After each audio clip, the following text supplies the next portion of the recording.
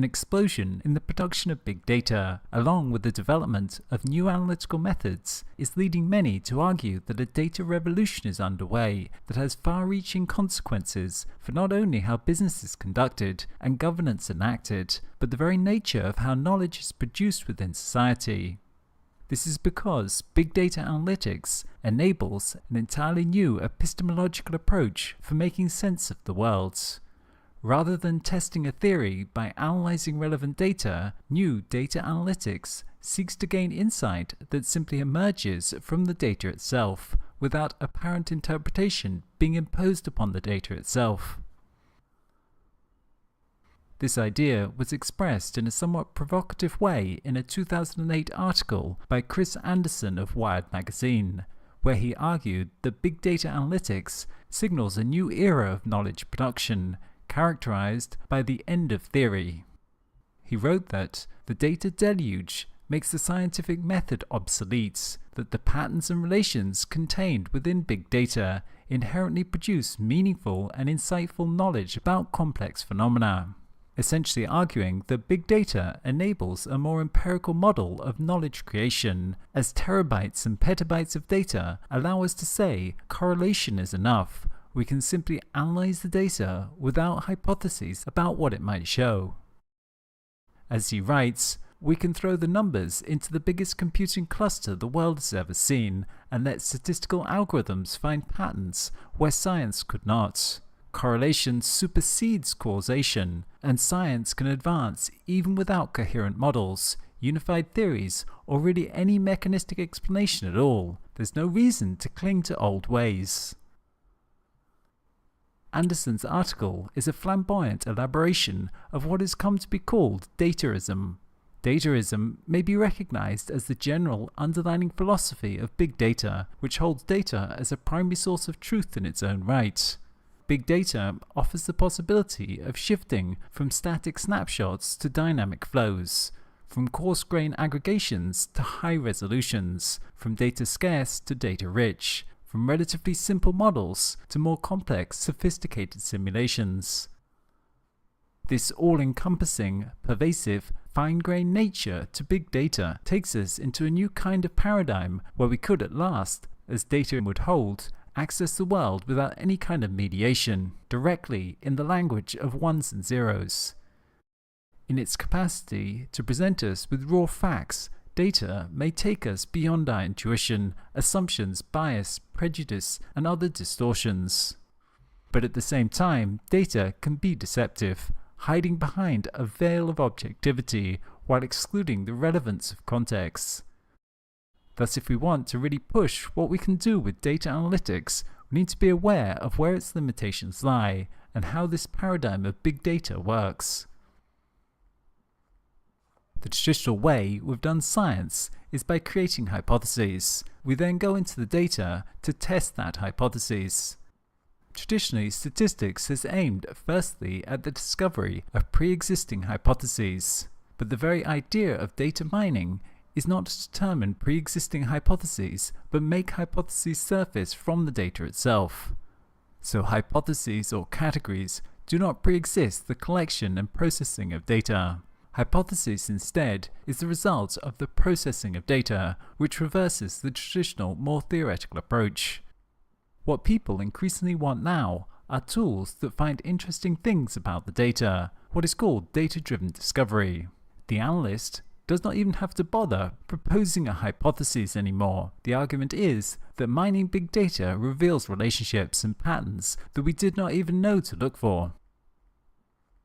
Rebecca Siegel, in a 2013 paper, states this as such: "We usually don't know about causation, and we often don't necessarily care. The objective is more to predict than it is to understand the world. It just needs to work. Prediction trumps explanation." As an example, we can take the case of a retail chain that analyzed 12 years' worth of its purchase transactions for possible unnoticed relationships between products that went into shoppers' baskets. Discovering correlations between certain items led to new product placement and a 16% increase in revenue per shopping cart in the first month's trial. There was no hypothesis that product B was often brought with product Z that was then tested. The data was simply queried to discover what relationships existed that might have previously been unnoticed. Amazon's recommendation system produces suggestions for other products a user might be interested in without necessarily knowing anything about the product itself.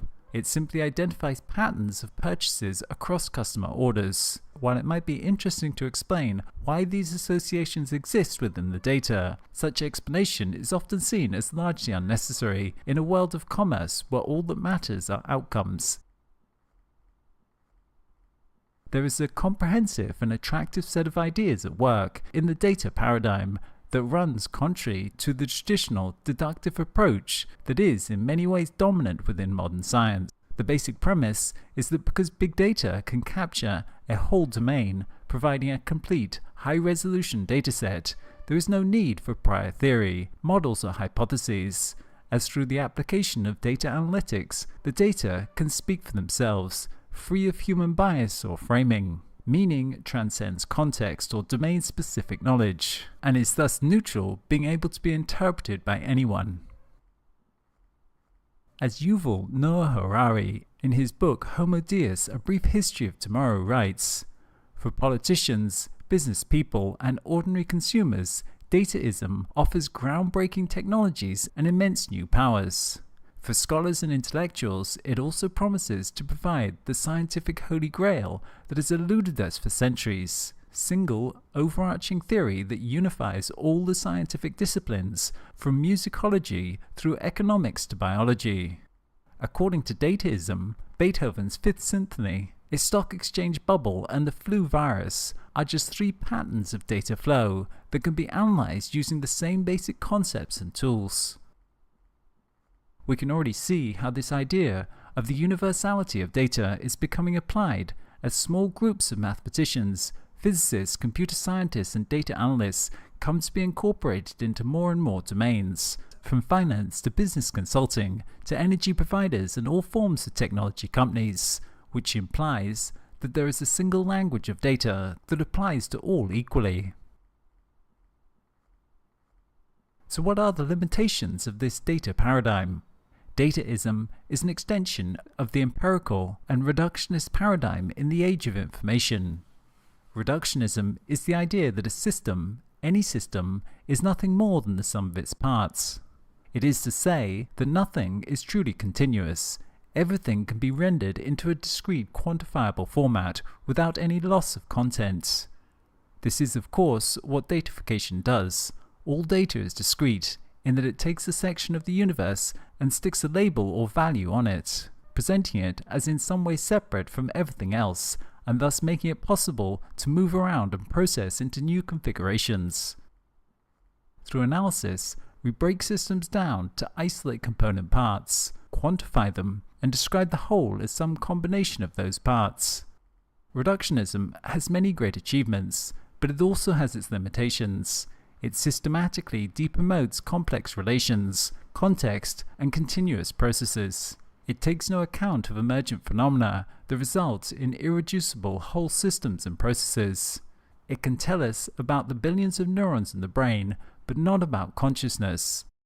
It can tell us about the molecular makeup of water, but not why, when we combine the molecules, they create something that has the property of being wet. Likewise, data is objective and it's discrete. It can't tell us about what is subjective and continuous. Just as it can't tell us about emergent whole systems, it can't tell us about what is subjective and continuous. The discrete nature of data is why it's so useful. It means that we can take it, separate it from the world, and put it into an algorithm to manipulate and interpret it in new ways. But it's precisely that is its inherent limitation. It can't tell us about the synergies between the parts that make them continuous, more than the sum of those parts and irreducible to those discrete units. Datafication gives us a new tool to look at the worlds, but the problem is that tool is incomplete. As convincing as it appears, reductionism is only ever half of the story. By its inherent nature, it lets us see some things and not others. The risk of this, though, is that we stay looking under the street lamp because that's the only place that data sheds light, and forget about everywhere else that it doesn't shed light. Such an incomplete interpretation of the world can only ever lead to incomplete outcomes, and ultimately unsustainable results. The technology ethnographer Tricia Wang describes this well when she writes, "That's why just relying on big data alone increases the chances that we'll miss something, while giving us this illusion that we already know everything.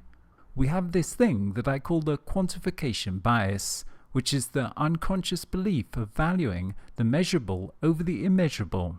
But the problem is that quantifying is addictive, and when we forget that, and when we don't have something to kind of keep that in check, it's very easy just to throw out data because it can't be expressed as a numerical form. This is a great moment of danger for any organization, because oftentimes the future we need to predict, it isn't in that haystack, but it's that tornado that's bearing down on us outside the barn."